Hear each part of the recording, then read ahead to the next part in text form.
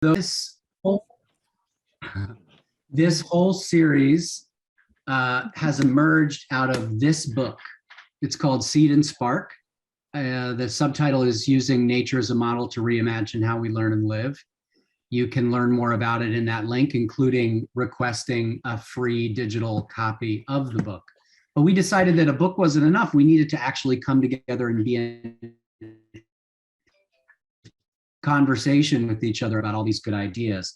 And so just so you know, this fall and winter, we're going to be doing stuff like this every Wednesday night, right at this time. So if you're ever wondering what we're up to, just tune in on Wednesday night at 8 o'clock. And we'll add a new chapter, and there'll be different things that we talk about. Tonight, I will be back in a little bit to be able to introduce our special guest, Annie Murphy-Paul, and moderate the conversation. But we always start with music and a specific welcome. And to get us started there, I'm going to turn it over to the lovely Bobby McDonald. Okay, thank you, Sam. Welcome, everyone. It's felt to me like we're in the village square having the most amazing meetup. It felt like I heard a train go by, someone had a ukulele, different conversations. It just really feels like we're gathering together. And so I'll give you our special Seed and Spark welcome. Welcome to Seed and Spark. We're an ongoing expedition in which we're using nature as a model to reimagine how we learn and live together. Welcome to new visitors and to old friends. Welcome to grandparents, parents, and children. Welcome to single and partnered people. Welcome to people of all colors, cultures, abilities, sexual orientations, gender identity and expression, educational backgrounds, financial means, and political perspectives. Welcome to everyone. So whether this is your first time with us or you've been here from the beginning, we invite you to share in the leadership, responsibilities, conversation, and contributions of our community. So glad to be here with all of you. And if we left anyone out, if you didn't hear yourself reflected in that, please throw it in the chat and we'll add it to the list, because our hope is to have everyone feel connected. So I get to introduce our musical guest, Joel Caribou Elliott. And Joel is part of this community and has been all along. He's a composer, musician, permaculturalist, educator, and mentor in the realms of leadership, sustainable agriculture, and creative community development. Joel was born into a diverse melting pot American family of Jamaican, Scottish, German, and Russian heritage. Joel weaves music into his passions for farming, community building, emancipation of the mind, and spiritual ascension. He is a living example of the unification of spirituality, art, and the pursuit of conscious social development. And tonight, he's going to share some of his music with us. So, Joel, take it away. Thank you, Bobby.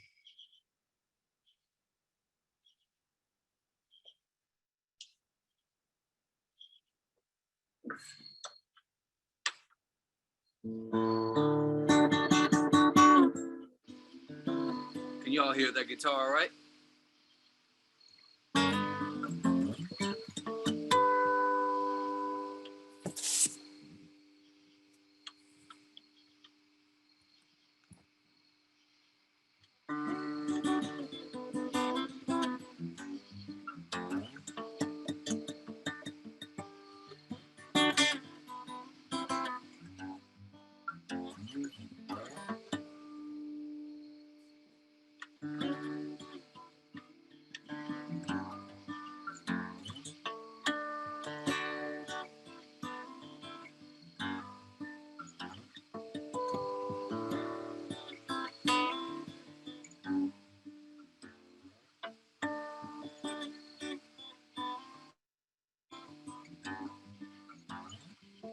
When we let in the light, it swallow up the darkness, displacing with his likeness the truth we always knew. When we let in the light, it penetrate the sickness, regenerate our weakness, bring healing to the wound. Hey,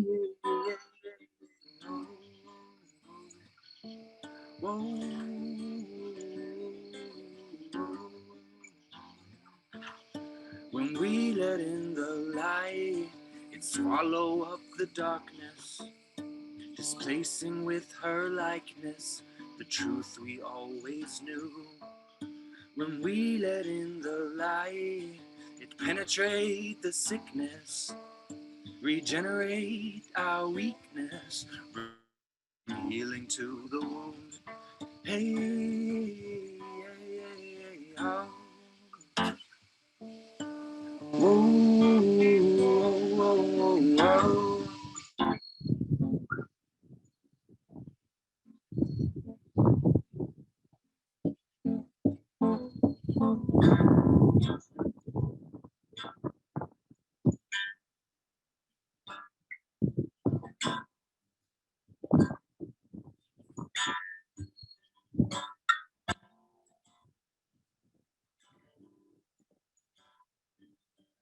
Yeah, the truth we always knew, healing to our wound. Yeah, the truth we always knew, bring healing to our wound. Yeah, the truth we always knew, bring healing to our wound. Yeah, the truth we always knew, bring healing to our wound, wound, wound, wound, wound.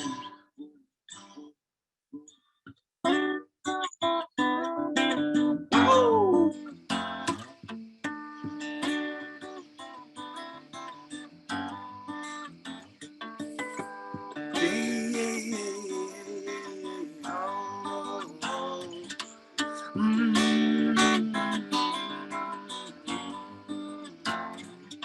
When we let in the light, it swallow up the darkness, displacing with his likeness the truth we always knew. When we let in the light, it penetrate the sickness, regenerate our weakness, bring healing to the wound. Hey, oh, oh.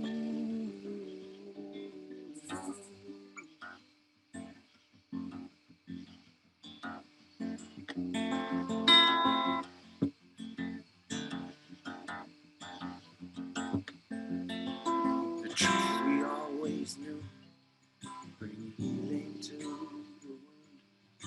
The truth we always knew, bring healing to our wound. Yeah, the truth we always knew, bring healing to the wound. Yeah, the truth we always knew, bring healing to the wound. Yeah, yeah, yeah, yeah, yeah, yeah.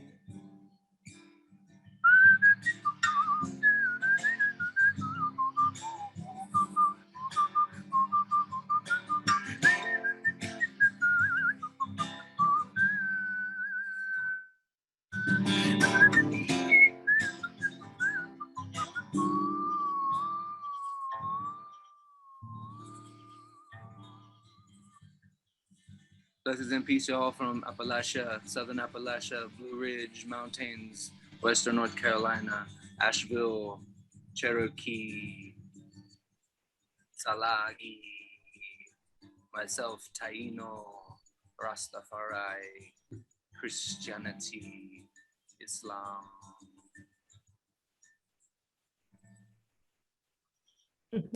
All right. Thank you so much, Joel. I love it. The truth we always already knew from Letting in Jennifer. That was great. I still feel I have that campfire feeling. So I'm going to turn it back to you, Sam, to get us moving. Thank you.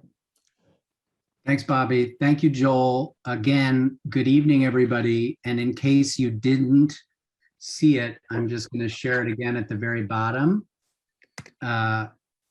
If you would like to learn more about Joel's music, you can do so here. And I had mentioned earlier the Seed and Spark mixtape on Spotify, and not surprisingly to you, there are several songs by Joel that are there. So check it out, support your artistry. And now let's get into a conversation about brain and mind. So I've known Annie for a while now, although not well. I'm certainly aware of her as a talented and well-established science writer. Some of you may have first become aware of her through her book Origins, which is really tracking the ways in which we evolve and grow in utero.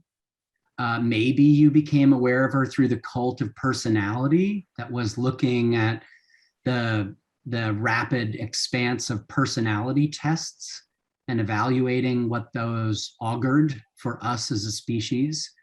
But if you're here tonight, it's probably because you've read, are reading, or about to order.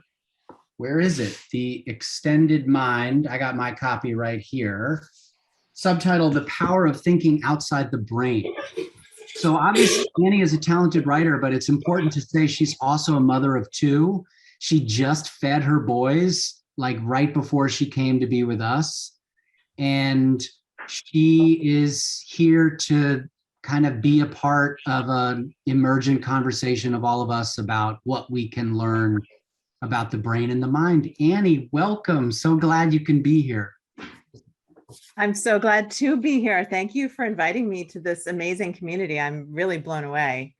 And thanks for mentioning my book Origins. I have to say that when I was listening to Joel's song, I originally thought he was singing Heal Our Womb, which I was like, oh my God, that's so poetic and so beautiful. I mean, Heal Our Wound is beautiful too, but I think it could kind of work either way.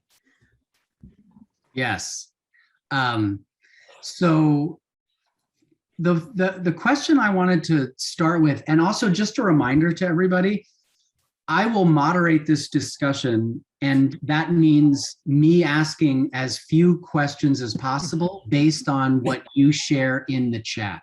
So if you have a question for Annie, put it in the chat and I will try to weave it in and come to you to ask it directly. If you are having unfolding thinking, put that in the chat. We are used to having basically parallel conversations, and so it's all good. But I want to start us off, and I want to actually start us off with something that doesn't have anything to do with your book, but as a writer, I'm just curious, Annie, would you give us a little bit of the meandering story of how you became a writer, and then in particular, how you became a science writer?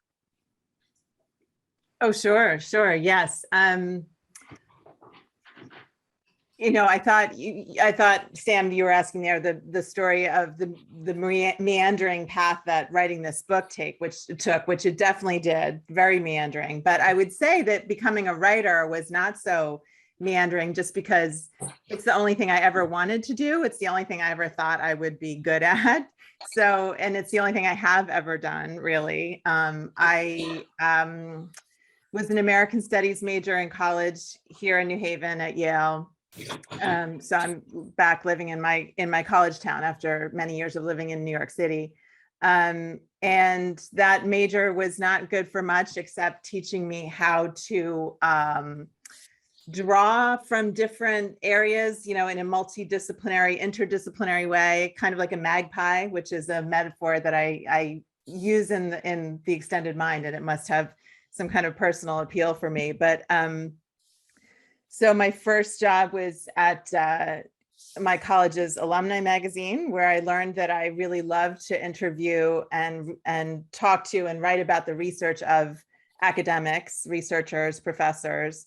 And as soon as I could, I moved to New York, and my next job was at Psychology Today magazine, where I further realized that I loved writing about behavioral science, about psychology and human behavior.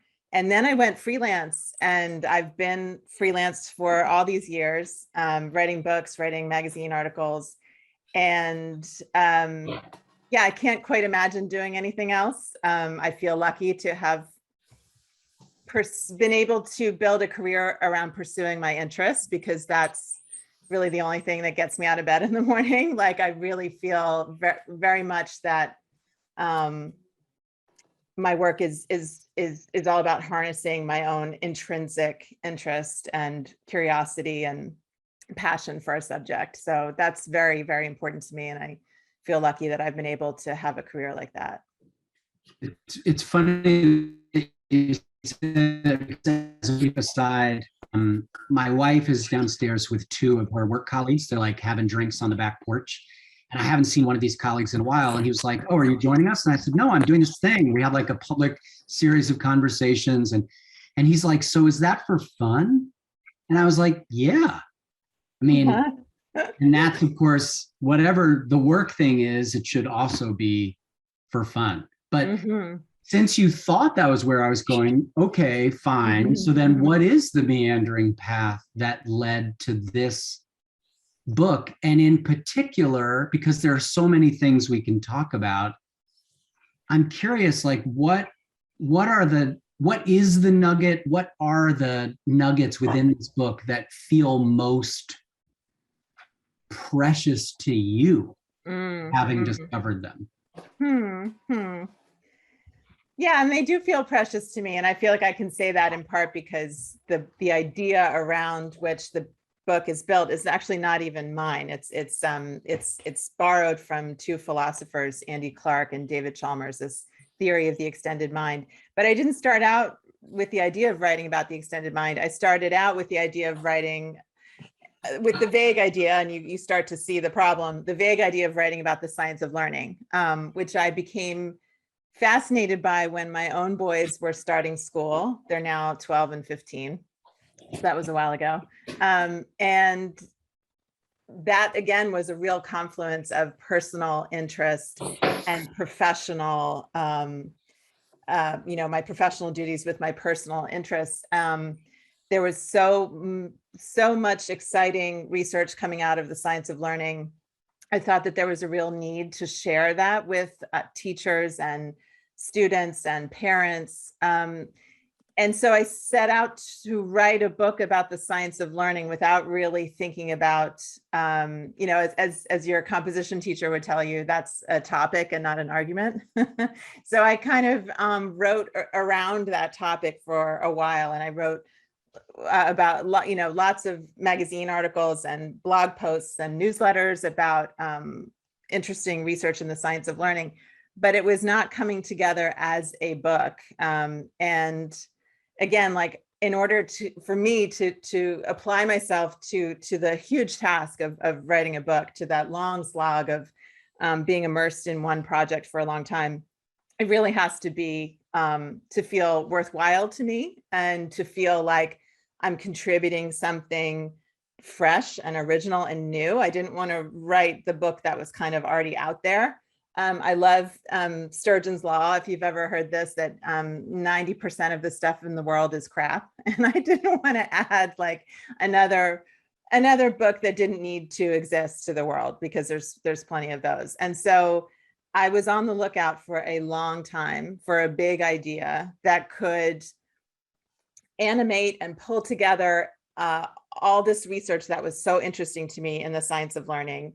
And I'm talking about research in embodied cognition, the idea that we think with our bodies, and situated cognition, the idea that where we are changes the way we think, and socially distributed cognition, the idea that we don't just think with our individual brains, we think with the minds of other people. And all this research was fascinating to me. It seemed related to, those bodies of research seemed related to each other, but in a way that I couldn't quite put my finger on and so what I did was I just kind of widened the scope of my reading and my research to the point where I was reading philosophy journals. And that was where I found this 1998 article by Andy Clark and David Chalmers proposing the theory of the extended mind, which it was published in 1998.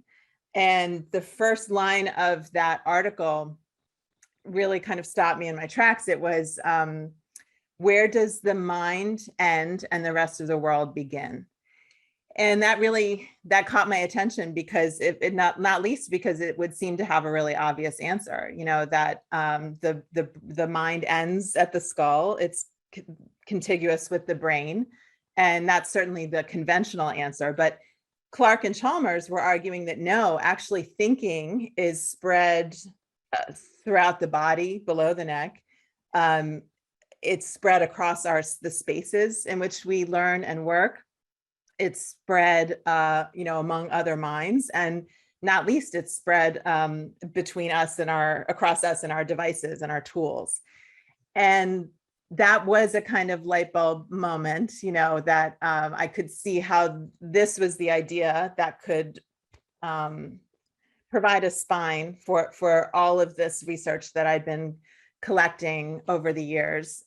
So that's how the kernel of the book came about. Of course, then it was years more of making that a reality, but then finally, it came to fruition this past June, and I couldn't have been happier when I opened the door in the morning to take my kids to school, and there was a big box there. And there's no other experience I know of as a writer like opening a box and holding your book in your hands for the first time. It was really, it was very memorable. It's a birth. Well, It did feel like that. says a man, but my experience of writing a book is that there is this extended period of gestation. So to the extent that I can understand it. Yes.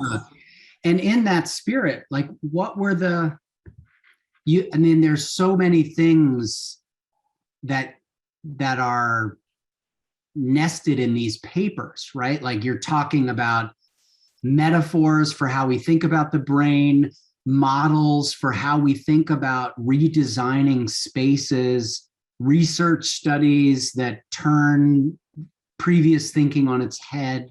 Mm-hmm. Like, even in the spirit of, even if you have lots of kids, technically you have no favorites. Like, Mm-hmm. What are your favorites from among those kids that you've assembled in your book? Right. You did ask about that, and I didn't get to it. Well, first of all, I really value that potentially transformative idea that thought doesn't just happen in the brain. And, once that was pointed out to me by this article, it really did become a new lens through which to see the world. And I could see not only how that was the case, that we do weave our thought processes out of the movements and gestures and sensations of our bodies, and the physical settings in which we find ourselves, and the minds of other people. I could see that happening in a way that I had not before. And I could also see how limiting and constraining that older or more conventional perspective was.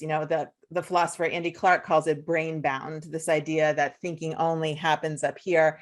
And so many of our assumptions and expectations and practices in the educational realm are brain bound in nature.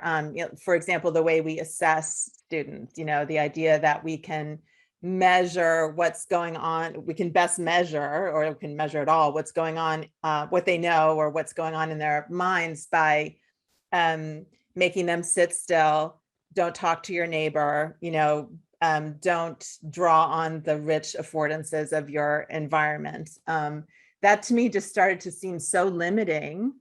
And at a time when our challenges have never been more daunting, when there's never been more information that we need to somehow assimilate and make sense of and make meaning of, and when expertise is so specialized such that it's very difficult for a single person to solve problems in the way that was perhaps once possible, that we really need to come together and create a group mind. And yet we're not necessarily teaching students how to do that. As I say in the book, we all think outside of the brain already. We are already engaging our extended minds, but we tend to do it kind of haphazardly and without intention, and sometimes without skill. So there just seemed to me to be this real opportunity to bring this idea from philosophy, which in some ways was this kind of ivory tower idea, but I also thought it could have some very practical applications. And that's what I really wanted to bring out in the book. So that's a long way of saying that I really value that idea, just the central idea around which the book is built. And then the second idea that really became more and more important to me over the course of writing the book is this idea that I call extension inequality, that once you start realizing or thinking in these terms that intelligence is not a lump of stuff, bigger or smaller, inside an individual head, but rather a dynamic process of assembly, using the raw materials that we have at our disposal, it just became so clear to me that, those raw materials are in no way equitably distributed in our society. And yet we are assessing and evaluating and judging people as if everything that matters is up here. And so that just started to seem very, very wrong to me. And so the social justice aspect of the extended mind really became more and more prominent to me as I wrote. Yeah, as my former, well, he's still my friend, Sir Ken Robinson, but who we lost a little bit ago, famously said in that hilarious TED Talk that made him a global celebrity, we treat our body as just the thing that gets our head to meetings. Right. I love, right? So right. So one of the points that Matt just made in the chat, and that I want to ask a follow-up question, what Matt wrote is, it seems like the tools of the arts are really important for accessibility. And a related thing that I wanted to talk about, which I thought was really interesting, was when you were speaking about the relationship between identity and physical space. And I don't know what you want to do with the arts, identity, and physical space, but I'm now handing it back to you. Yeah, I can riff on that. I mean, one of the wonderful things about publishing a book is discovering, only once it's out, who responds to it. And some of the people who have gotten the idea immediately and have enthusiastically embraced it have been people in the arts. And I think that's no coincidence, because people in the arts have always thought with their bodies and with space and in collaboration with other people. And so I've had a number of people in the arts, people very thoughtful and creative and innovative teachers say to me, I do a lot of this stuff that you write about in the book. I found my way there through trial and error, or through intuition, or through long time practice. But thank you for giving me the research to back up, what I've been doing already. So it's been very gratifying to see the reception of this book among people in the arts. And I think they have been practitioners of the extended mind all along. And then to speak to your point, Sam, about identity and physical space, that was a very interesting and personally meaningful part of the book, to do the research on specifically cues of identity and cues of belonging in spaces in which we learn and work, and how important those are for affirming our identity, our particular identity that we want to exercise in a particular space. We have lots of identities as students or teachers or parents or siblings or whatever, but we want to kind of we can use space to evoke the particular identity that we want to be exercising in that particular space. And I think we've all been thinking a lot more about space during the pandemic, in part because lots of us got sent home from school or from the office and suddenly had to work in a new kind of space. And of course, now we're contemplating what it might mean to go back to the office, whether it's time to reinvent the spaces in which we work, and the same with schools as well. And so I think those that body of research about cues of identity, cues of belonging, and also about the importance of control and autonomy within one space, the ability to determine what one's own space looks like is more relevant than ever in the wake of the pandemic. So I want to come to Brett and Maureen in Michigan for a question that relates to how to take some of this research and think about it in our schools. Brett, Maureen, I'm not sure which of you would like to ask. The one with the question. Okay. Go ahead. Sorry. Hi. Thanks, Sam, for the opening. My name's Maureen Capillo. Sam and I know each other because I taught at his son's school many years ago. I was a public bilingual Montessori teacher at Lamb in Washington, D.C. I'm now a principal of a school of about 550 kids in Western Michigan, and I'm part of a district managed program for the first time in my career. I'd always done private and charter Montessori schools, and now I'm one of 3 public Montessori schools in a district, a medium-sized district of 50 schools serving 12,000 kids, which is too many schools serving too little children. But anyway, it's highly dysfunctional. It's highly inefficient. And it's in the midst of a strategic planning process, which may be amazing and mind-bendingly beautiful for all of us in the city and region. And also it might turn into nothing and not change anything, right? And entrench the dysfunction and the inefficiencies in the system that have been in the system for probably as long as the public schools have existed. So in the context of that, I'm in a conservative leaning Midwestern middle-sized city. And I just wonder if there are nuggets of wisdom from your research and your work that if you were in a room full of superintendents or you were in a room full of district leaders that supervised and managed principals and schools and kids, what you would recommend they consider changing our public school systems today in the United States, and frame that up for them to kind of, I would say, conceptually understand your work, because I also sometimes struggle, especially coming from DC, with like being able to be even part of this conversation and understand this conversation, and then figure out how to translate that to a group of people who don't always seem to understand what I'm.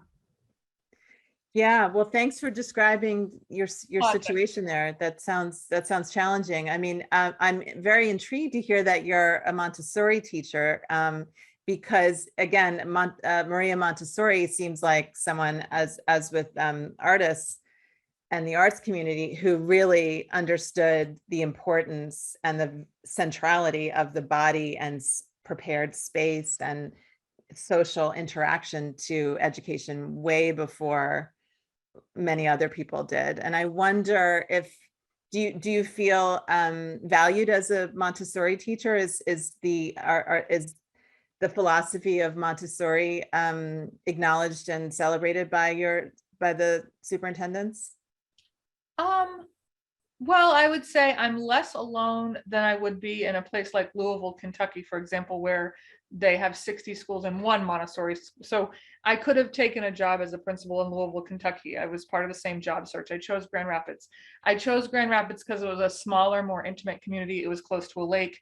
My partner wanted to move to Michigan. I also chose Grand Rapids because there were 3 Montessori schools. So I do feel a camaraderie with the other 2 leaders of the other 2 buildings. And I do feel a power and space that we have with serving 1,500 of the 12,000 kids the district serves.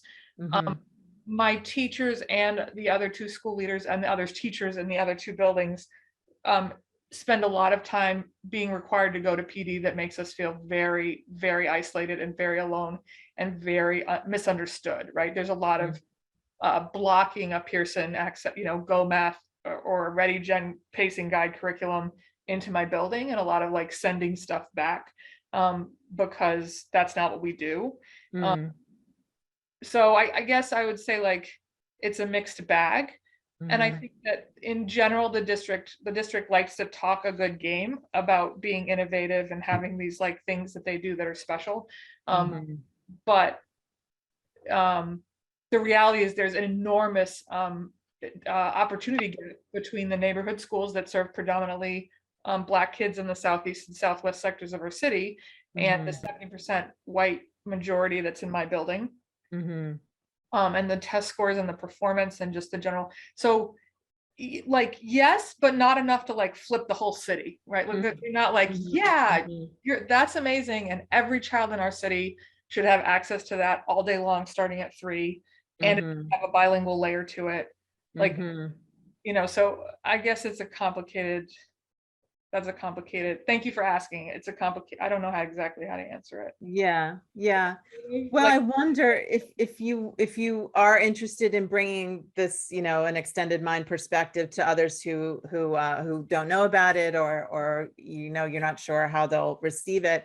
I wonder if you could frame it in terms of, if we're going to prepare students for the challenges that await them that are already a part of their lives, that relying on the biological brain alone is not really sufficient. That you know, the biological brain is this quirky, idiosyncratic organ, and I'm talking about universal limits, you know, human limits here, not individual differences, that, you know, is on its own struggles with attention, memory, learning, understanding, and that in order to give our kids the best shot at having good lives for themselves and at changing the world for the better, we need to help them skillfully and intentionally incorporate these outside the brain resources into their thinking.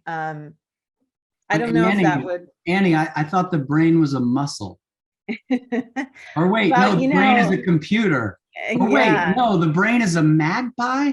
And actually, before you tell us what it means that the brain is a magpie, Stephanie, would you be willing to put into your own words the question that you had, which relates directly to the same thing, which is really about lexicon and the language we use to describe all of these things?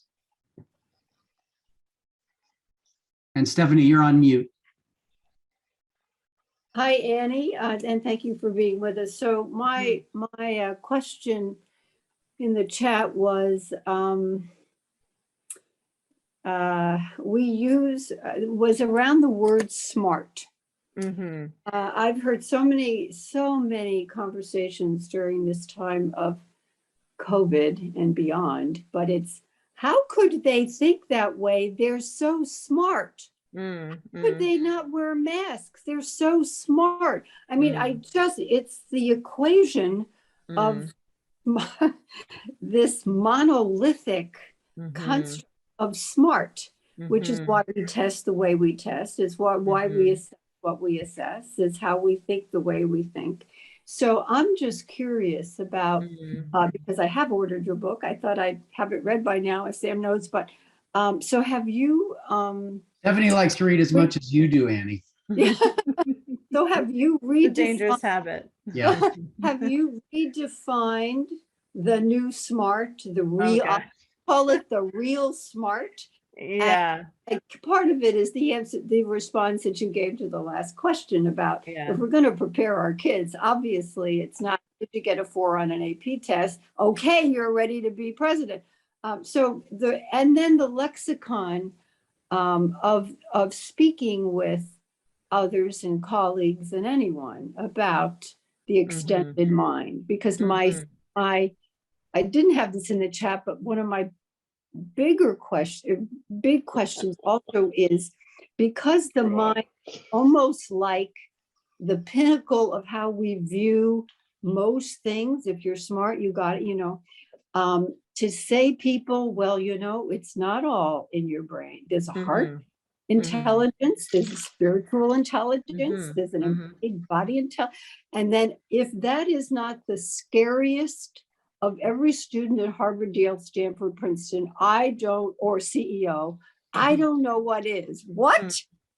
So this whole notion of, talk about a paradigm change and a shift in what made me who I am, It's why I'm successful. This is what I think, not me, but I think. So we're asking people to shift their identity and to let go of something that has defined them forever. You're absolutely right, Stephanie. And I have encountered that reaction, and it's a deeply embedded notion in our culture that that mind and body are separate, that mind is elevated and cerebral, and the body is unruly and irrational and has nothing to contribute to intelligent thought, and that's a cherished idea in many quarters. And as you notice, as you note, it's a foundational part of many people's identity, especially those who have succeeded in this system, Right. So it can be very hard to pry people away from that conception of what smart is. And I hope that my work, just by highlighting this research, that can be a part of that change, by highlighting the fact that actually the well springs of human intelligence really have so much to do with our bodies, with the way where we navigate through space, with the way we interact with other people, with the way we manipulate tools. And when we cut out those things and focus just on being, brains in front of screens, we lose so much, not only of our potential intelligence, but really of our humanity, and I do think it's a challenge it's always a challenge to come up against those really deeply entrenched and deeply valued ideas that people hold. One thing to go back to something Sam mentioned a moment ago, the brain is a muscle, growth mindset. People are so attached to that particular formulation. And I admire Carol Dweck and I admire her work, but I do think that I just have to repair people, Annie. So for the Carol Dweck lovers out there, hold on to your hats. It's about to get bumpy. Go ahead, Annie.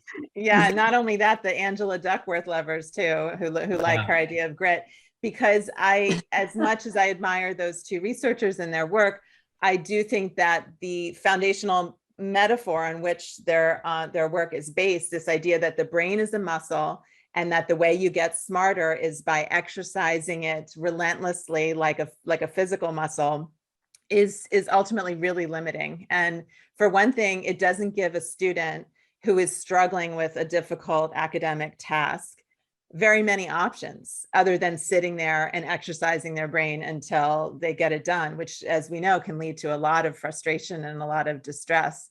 And one of the things I really love about the theory of the extended mind is that it offers so many options and avenues and choices. Maybe that student could go outside for a while. Maybe that student could call a friend and talk over the assignment that's giving them so much trouble, or maybe they could gesture or act it out. It's just the idea that the brain is where it all happens, and the brain is our only resource is so limiting. And that's why I did try to offer an alternative metaphor to the ones that are so common in our culture, that is brain as muscle, brain as computer, which leads to a whole other suite of limiting ideas about what the brain is and how it works.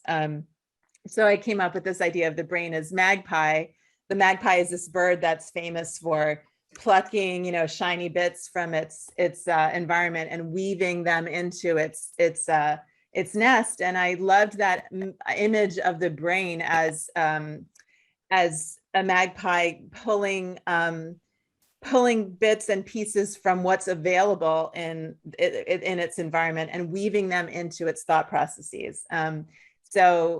And I shared this metaphor with someone the other day who was interviewing me, and he said, that's so beautiful because you want to let the magpie fly free. You don't want to cage the magpie. And I was like, that's great. I never even extended the metaphor to that extent. But I know why the caged magpie sings or something like that. But I do think it's time for some fresh thinking and fresh metaphors, because metaphors so powerfully shape the way we think. I just want to name that one of the things that we're actively doing in this space, as those of you that have been here for a while know, and for those of you that are here for the first time, we want to invite you into figuring this out with us. What are the new metaphors? What is the new language? What is the new story? What are the new stories that can help invite us into an explicitly different way of living, learning, and working? So that's like the constant work of all of us apart and together. But I appreciated in particular that metaphor. Jerry had a really interesting question about the relationship between the extended mind and the internet, but I'm going to let him ask it. Thanks, Sam. And before asking it, I just want to say that the path we've just been on, conversational path about the embodied, interpersonal, situated, spiritual mind is lots more important than the techno thing I'm about to ask about. So with that as background, I read a long time ago that Leibniz probably corresponded with over 600 people during his time as a polymath, inventing the calculus and a bunch of other stuff. 600, like we do 600 people in a week these days on the inner tubes, right? So what have you found, plus and minus, of the effects of the internet on extended mind? And are there any like shiny, bright, like, wow, if this thing takes off, it's really good for civilization? Have you found those? Because I've got plenty of stories on the negative side, like Facebook's month has been really bad on that front. Yeah. But what have you discovered sort of down that path? Well, thank you for that question. From my reading of the research, I have a really strong bias in favor of in-person interaction. I just think that the signals we exchange with each other, with our bodies, with our the internal sensations that we feel when we're talking to other people, with group behavior and synchronous behavior, all of which I touch on in the book. All of those signals, which are so rich in in-person interaction, they just can't be replicated in a digital platform as useful and convenient and as necessary as they have been during the pandemic. So, I of course, this is perhaps confirmation bias at work, but I keep seeing studies that confirm this for me. I read a very interesting study the other day that suggested, or that found that, to the extent that we generate a theory of mind when we're talking to another person, we start to imagine what they're thinking, start to imagine them as a separate creature with a consciousness, and begin to imagine what it's like to be them. We actually, our theory of mind, the theory of mind that we create and attribute to another person, is much less rich and well developed when we're talking to an image, to a two-dimensional image, than when we're meeting someone in person. And so, I mean, we literally kind of see people as somewhat less human and somewhat less of a person like us with a rich interior life when we're interacting with someone on the screen. So I hope, as it becomes safer and more feasible for us to get together in person, I hope that we'll do that, because there's really no substitute for in-person interaction. I want to extend this question to the group, because I feel like this is a key thing for all of us going forward, and this is a key thing for this group. And I want to call out 3 people in particular. So Elizabeth, Michael, and Barb, I've never met in person. Actually, most of you all, I've never met in person. And yet, I feel a real connection and kinship to you purely through this space, a 3-dimensional kinship. And that goes without saying that I agree with everything that Annie just said. Obviously, this would be so much better if we were sitting around a campfire, or even if we were just in like an antiseptic lecture hall at a college. And yet, there is something there. I don't know. I guess my question for the group, not just for Annie, is because this is our reality. Like, what is the optimal swirling of the of the digital and the physical realms. Mm. And is it merely what we're experiencing here, where it creates a space for us to come together pretty easily on a Wednesday night? Or do others have ideas that maybe take it a step further than that? I'm just curious. That's a question for the room. Sam, I'll chime in. It's Michael. Hello. Hi, everybody. It's so funny. I was just talking about this morning. I was facilitating a workshop about online facilitation online. So you can imagine the layers of meta-ness to that. And what we came to, and Elizabeth, you and I have done this and talked about this, is the idea of slowing way down and inviting people to move from the mind, which is our place of, the limited trapped in the brainness, to like opening the body as an organ of perception. Because even though visually, yeah, we're seeing these weird Hollywood squares, boxes, we still have access to each other's energy, right? And if we're able to tap into that, and Sam, I think that's why, I certainly felt that level of kinship with you as well. And it wasn't about what we were saying. I honestly, it was a great conversation. I don't remember it, but I remember your energy and I remember feeling it, right? So for me, what I've been able to build over the past year and a half is really that capacity for deep engagement when we are not physically present. And it's not better or worse than in person. It's profoundly different, right? And it's opening up different senses. I have no research to back that up. It's just what I've experienced. Well, give Annie a couple of weeks and she'll break it down for us. Does anybody else want to weigh in on that question? It seems very relevant for all of us. Yeah, I'll chime in for a moment there. Dan Kench, ladies and gentlemen. Thank you, Sam. The thing that it brings to mind for me is that the internet and these digital spaces create, it's like a much stronger potential for initiating connections. Like I never would have met any of you, most likely, if this space did not exist. But because this space exists, I've now met Andrew Cutt, and in person is what I'm saying. So it's like, I also agree with what Annie's saying about how in-person interactions feel a lot richer, they feel more human, I feel more fully absorbed in them and less distracted and all that good stuff.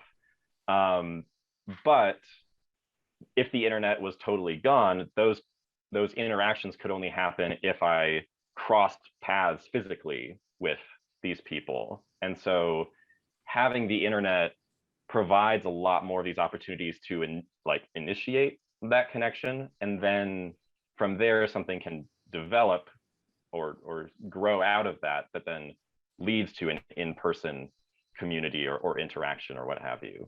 So I wouldn't want to get rid of this type of communication overall. I think it's a very nice precursor to then a lot of the richer interactions that we can't do without. Annie, anything you want to add to that? Yeah, I just wanted to go back for a moment to what Michael said about slowing things down. I found that really intriguing because what it made me think of was something quite different, actually, or opposite, which is this research that suggests that burstiness, that's the word that's used by these researchers, that the burstiness of communication, meaning it's not asynchronous, stretched out in emails over the course of weeks, but like a very dynamic kind of quick responding to each other in real time or something close to real time is really turns out to be very productive and very generative.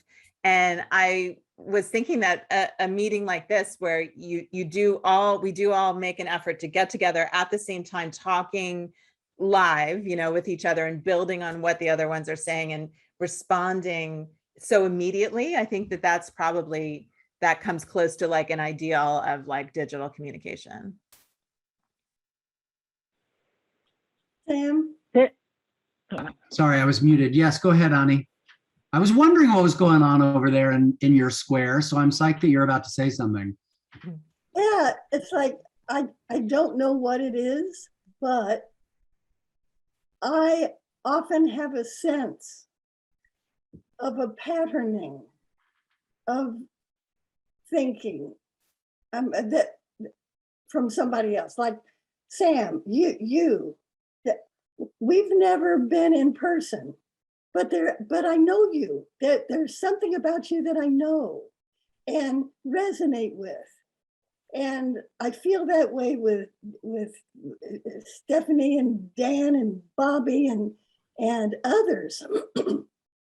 And it's a kind of vibrational patterning resonance that is certainly not in the brain, but is cellular or something. I don't understand it, but there's a knowing, and it has to do with pattern and vibration. That's all I know, which isn't much. Yeah, well, and it's true.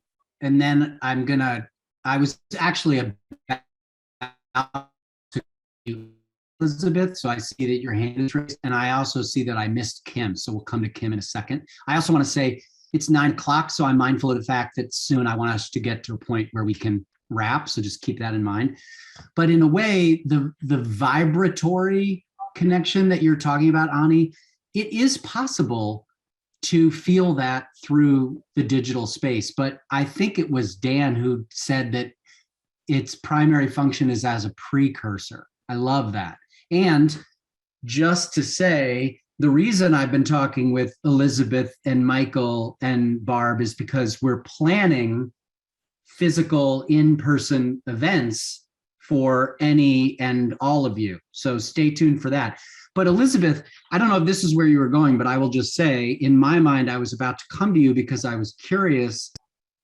All of this conversation still feels a little head-centric. And so I just want to know what you, as a dancer, are making of this and what you would add to it. My goodness. First of all, Annie, this is an extraordinary conversation. And I think what I wanted to share, piggybacking on what Michael was saying and what Barb, Michael, and I are doing in the Nomadic School of Wonder, there was when everything changed, because I'm a very much in person, I'm a street performer, I'm a engagement experience, fine art sculpture with the enteric nerves of your stomach. So, but the moment changed, sort of like the tenets of alchemy, focus and attention. When we did an online, we brought wonder online in a virtual engagement. I had the sensation, and my stomach is like throbbing. I had the sensation that we are Wi-Fi. And I directed the experience and how I was sharing this play and movement experience. I don't know if that's part of the extended mind. I just directed the experience and took on, and I left that experience like we are Wi-Fi. It's not out there. We also have this capacity to, through waves, but it was really with my mind. I was sort of directing the experience and how I was facilitating through a body channel, if that makes any sense. And it really changed for me because I was very much like in person, analog, I don't know how this is going to work. I don't know how this is going to work. And then we did it. And that really changed for me, everything. So for whatever it's worth. I wonder, Elizabeth, if but if being aware of your own body, it's so easy to lose track of that when you do feel like a brain in front of a screen talking to another flat two-dimensional image, but remembering that you have a body and to be in touch with it as you were connecting with people online. I wonder if that made a difference. Yes, and I think really coming up against the limitation, feeling it like body, mind, spirit, the limitation of this format allows for, I think, certain kind of breakthroughs.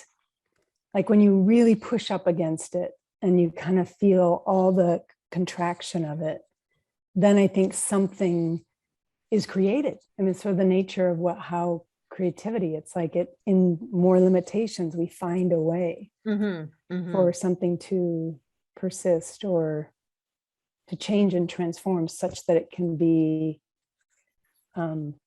the same experience, but adaptive. I don't know. Kim, I want to see if you still have a question you're noodling on, and then I want to come to Bridget, and then I want to try to put us in a position where we can at least bring to a formal close this so that people can just go do whatever else they need to do. So I'll just tell two quick anecdotes. My question is probably a little too geeky for the whole group. I put it in the chat. Maybe there's another time I can check with you, Annie, about the origins of consciousness and the breakdown of the bicameral mind. But my two quick Kim, you're among friends here. That is like a perfect question for this group. Come on. I know, but I really want to go in a different direction. I have to at the moment. I have to get really like inside and talk about. So one quick thing, as you were talking, Elizabeth, you reminded me of a student that I had who one day brought in a little amplifier, went and stood by the window and plugged in the jack and put it to his head and brought in a radio station from Ohio. So let's not underestimate what our capacity is. But he had, anyway, there's more to that story, but that's sufficient. But I really want to talk about my interactions with my granddaughter, who's on the other side of the country. And I do see her, so it's not an either or, it's a both and. But she blows me away with her adaptation to the phone. I am the proxy over there. She picks up her mom's phone and video chats with me at random times.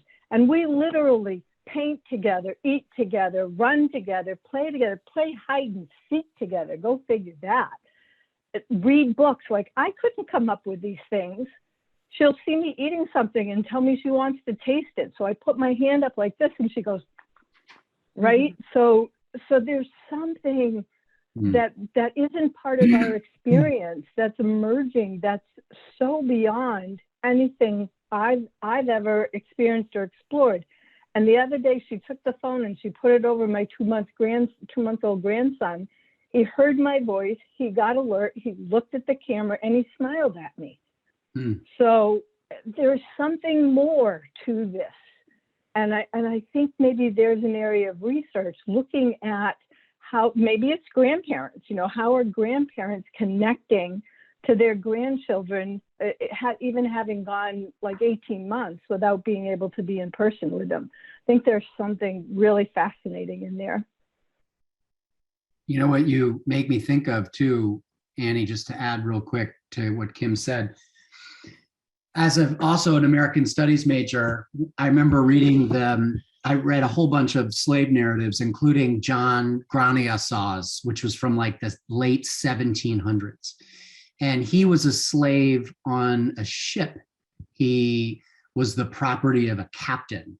And he described watching these sailors holding up a book and reading a story and laughing, and this whole world coming to life before him, and he couldn't believe it. And so he ran, and then they finished and they went somewhere else, and he ran up to the book and he opened it, and it didn't talk to him because he wasn't yet literate. And he was like, where did it go?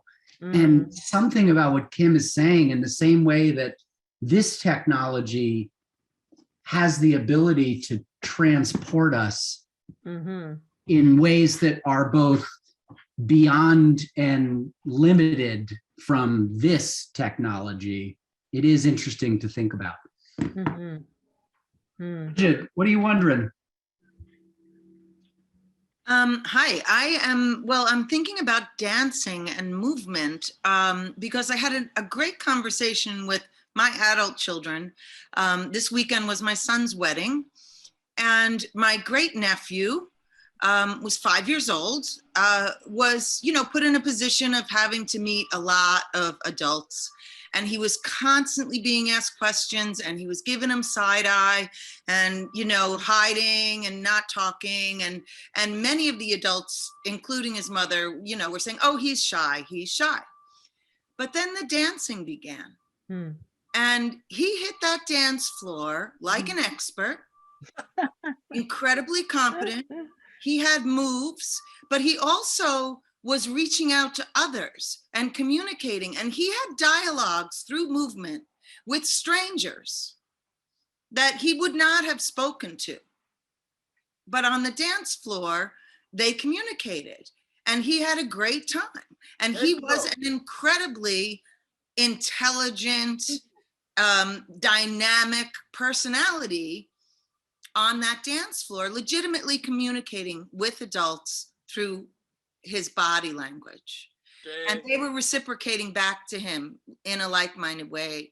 And so I think about that in terms of education and what we value and how we label children because they're not verbally sharing what they're thinking.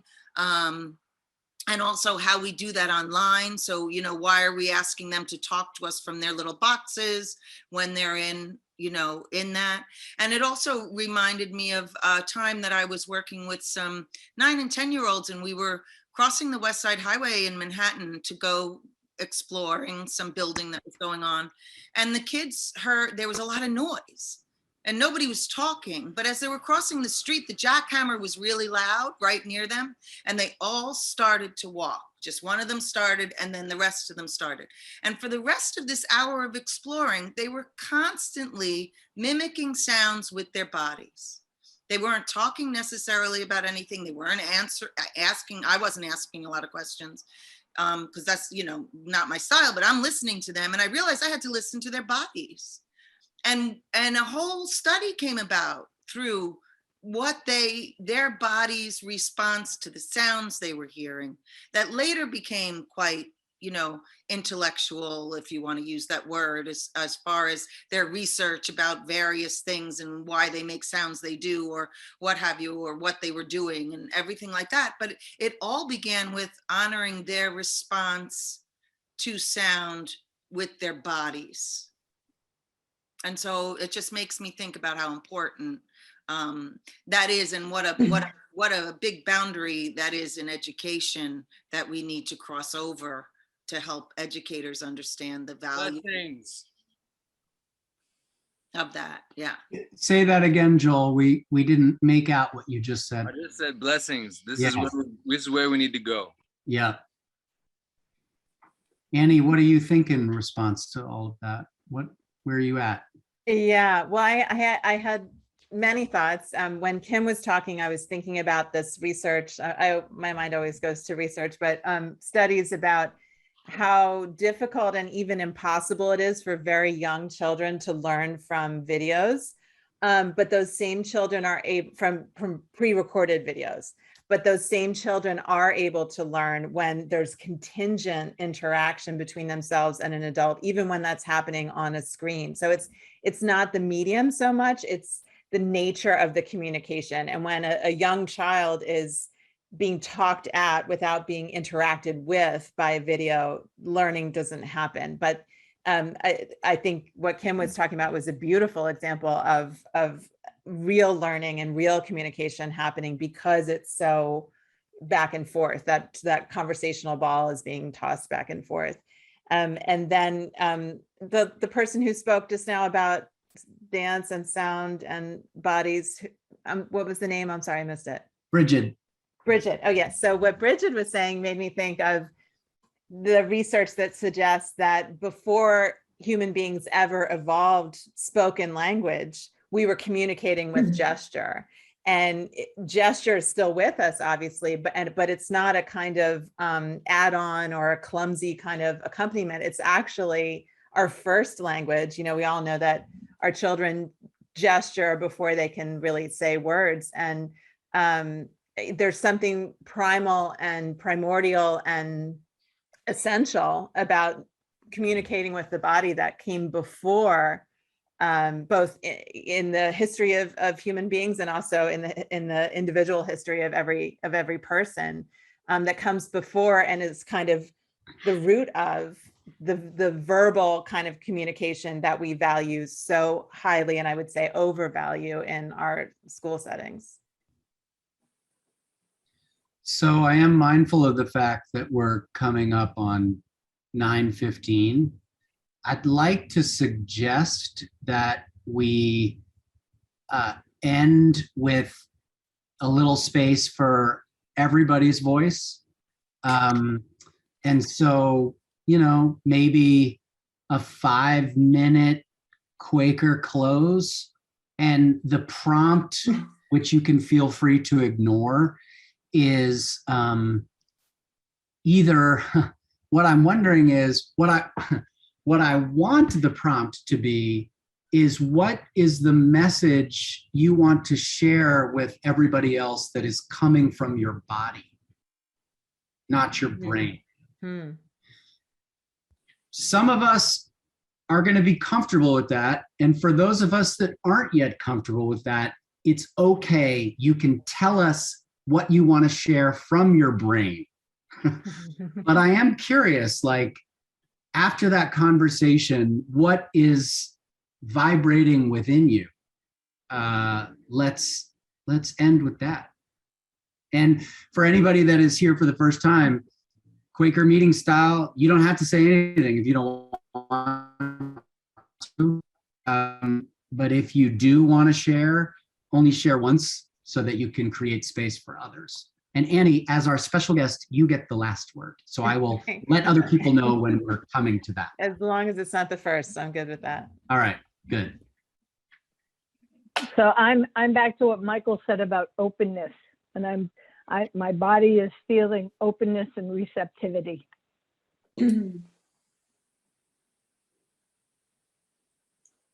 I just want to dance with you all.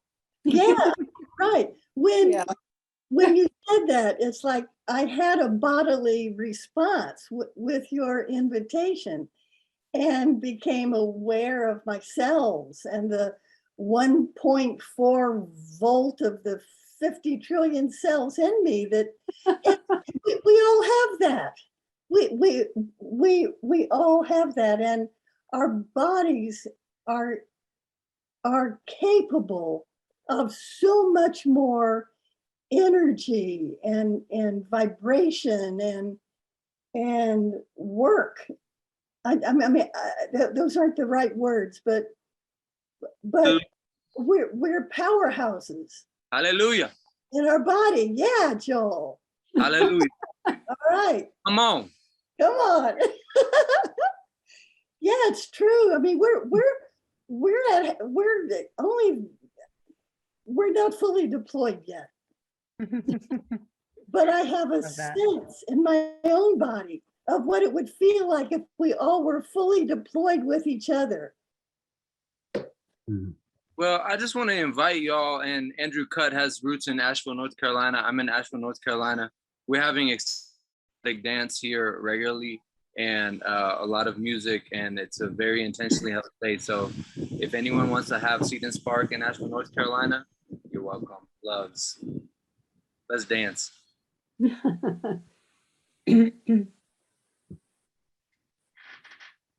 I would say that for the past 9 months, we've just been talking about these marvelous things, and I get frustrated that you're out there somewhere.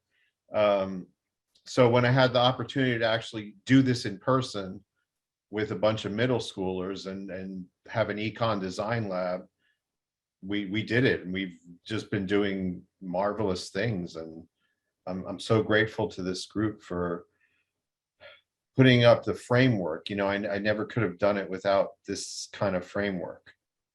And I wish I could, you know, take 3 hours and tell you all the things that we've done, but it's a lot. It's a lot of stuff.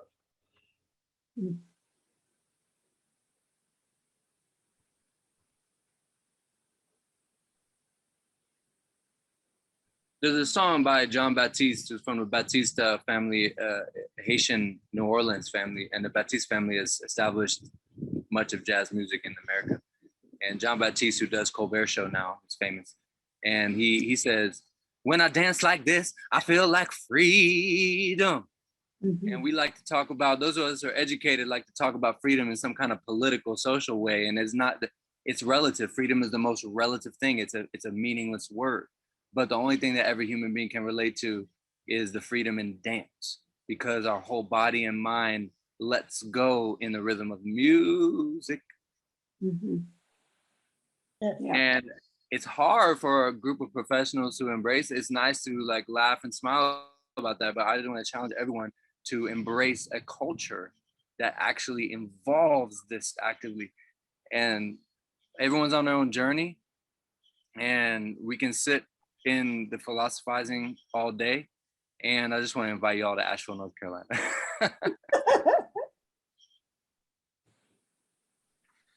Going once. I'll say something real quick.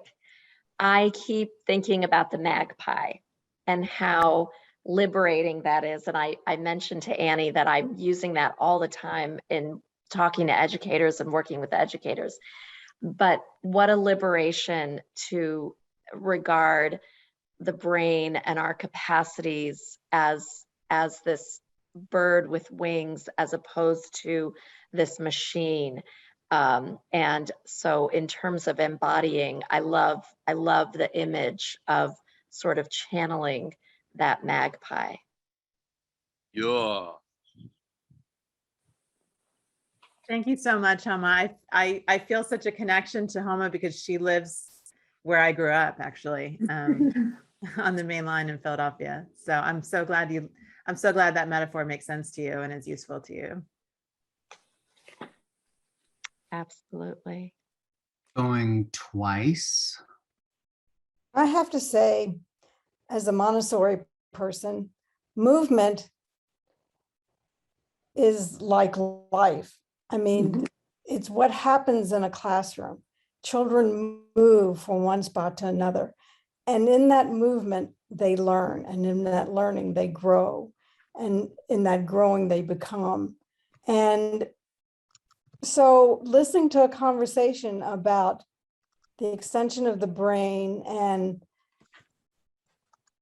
other ways to learn and be, it just seems so natural to me to include that whole mind, body, and spirit as a whole purposeful way of being and way of working with children and frankly with adults.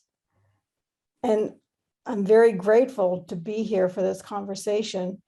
And as far as having to Zoom it, I'm happy with that because otherwise I wouldn't be there and I wouldn't have developed this hugely kindred spirit with all of you.